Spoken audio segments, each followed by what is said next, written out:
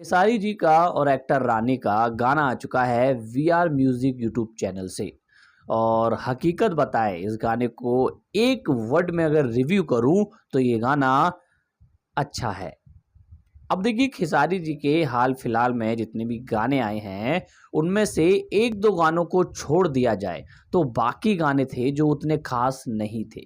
तो उस लिस्ट में ये गाना भी चढ़ जाता है।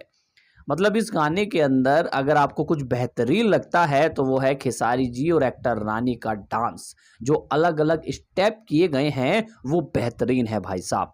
और इसके अलावा इस गाने में जो अच्छा लगता है वो है लुंगी में डांस करना और खेसारी जी के बैकग्राउंड में खड़े होकर एक सुंदरता दिखाता है।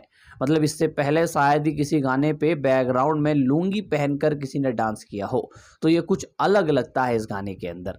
गाने की थोड़ी आगे बात कर लें तो गाने का जो म्यूजिक है वो एवरेज है। गाने के जो लिरिक्स हैं वो ठीक ठाक है और बेहतरीन हो सकते थे बट ठीक है, जितने हैं उतने बढ़िया हैं। क्या ये लिरिक्स वायरल हो सकते हैं?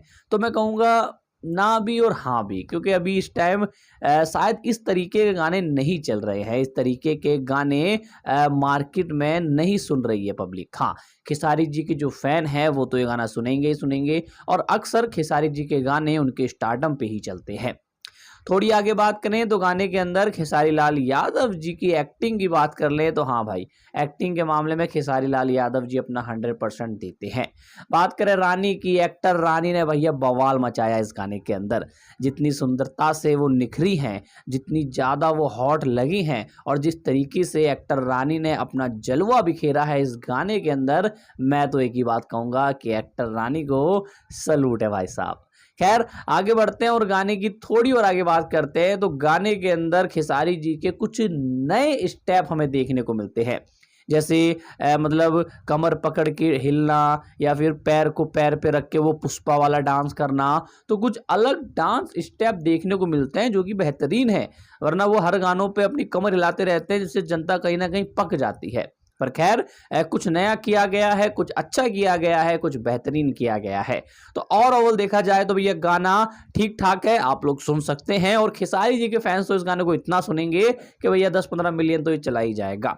लेकिन उस तरीके का गाना ये है नहीं जिस तरीके का कोको काला था, नींबू खरबूजा भइल, डबल खिड़की भी इसी चैनल से आया था। तो डबल खिड़की बहुत बढ़िया गाना था, उसके लिरिक्स बेहतरीन थे।